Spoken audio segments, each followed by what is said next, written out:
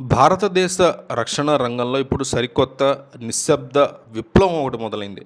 ఇప్పటివరకు యుద్ధం అంటే సరిహద్దుల్లో, సముద్రంలో లేకపోతే ఆకాశంలో ఇలా సైనికులు విజృంభించడం అనుకుంటాం. కానీ ప్రస్తుత ఆధునిక కాలంలో యుద్ధ రంగం భూమి నుంచి దాదాపు 500 కిలోమీటర్ల ఎత్తులో ఉన్న అంతరిక్షంలోకి ఇది మారిపోయింది. గతంలో అంతరిక్షం అంటే కేవలం ఉపగ్రహాలను ప్రయోగించడం, వాతావరణ విశేషాలు తెలుసుకోవడం లేదా చంద్రయాన్ వంటి శాస్త్రీయ ప్రయోగాలకు మాత్రమే ఇది పరిమితం అనుకునేవాళ్ళం. కానీ శత్రు దేశాల యొక్క వ్యూహాల్ని పసిగట్టడం, దేశ రక్షణ వ్యవస్థని ప్లాన్ చేసుకోవడం, దాంతో అంతరిక్ష వ్యవస్థ మీద కూడా దృష్టి పెట్టాల్సి వచ్చింది. సరిహద్దుల్లో ఎదురవుతున్నటువంటి సవాళ్ళను సమర్థవంతంగా ఎదుర్కొంటున్నప్పటికీ అంతరిక్షంలో నిఘా యొక్క కొరత ఇప్పటికీ భారత్ని ఇబ్బంది పెడుతూనే ఉంది. శత్రువుల యొక్క కదలికల్ని ప్రతిక్షణం కనిపెట్టడానికి అవసరమైన గూఢచారి ఉపగ్రహాల యొక్క సంఖ్య మన దగ్గర చాలా తక్కువగా ఉండడం అనేది కూడా ఒక పెద్ద లోటుగా మారింది.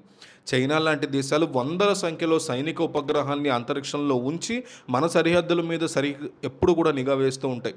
ఆ నిఘా యొక్క డేటాని పొరుగు దేశాలకి అందిస్తూ మన వ్యూహాల్ని దెబ్బతీయడానికి ప్రయత్నిస్తూనే ఉంటాయి నిరంతరం.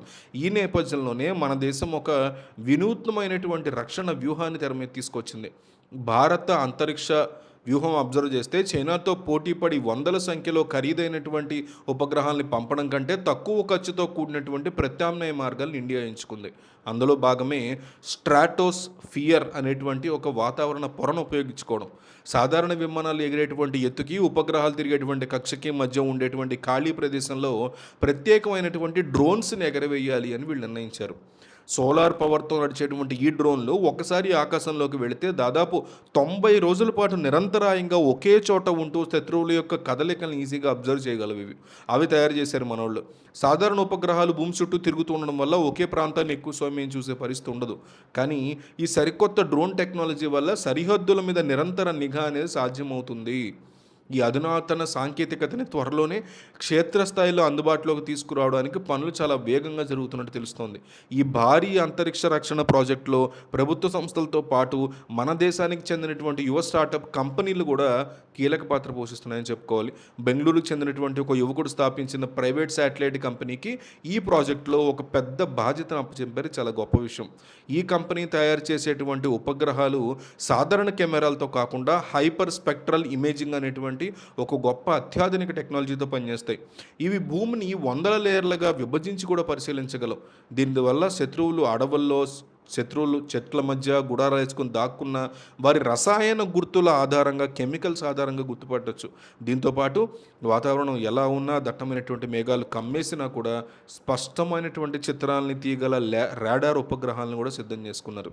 అంతరిక్షంలో ఈ ఉపగ్రహాలకి శత్రువుల నుంచి ఎలాంటి ముప్పు రాకుండా కాపాడడానికి ట్రాఫిక్ రాడార్ వ్యవస్థను కూడా ఇప్పటికే సిద్ధం చేస్తున్నారు.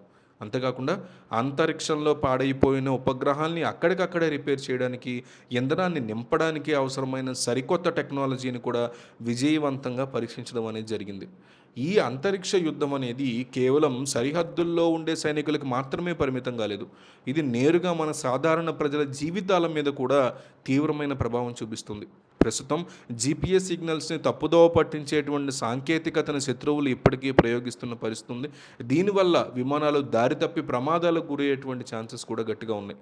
ఒకవేళ శత్రు దేశాలు మన దేశ రక్షణ ఉపగ్రహాలని కేవలం 10 నిమిషాల పాటు హ్యాక్ చేయగలిగితే దేశవ్యాప్తంగా ఉన్నటువంటి ఏటీఎంలన్నీ ఆగిపోయే పరిస్థితి ఉంటుంది. అంత పవర్ఫుల్ అన్నమాట ఇవి. స్టాక్ మార్కెట్స్ కూడా కుప్పకూలిపోతాయి దెబ్బకి.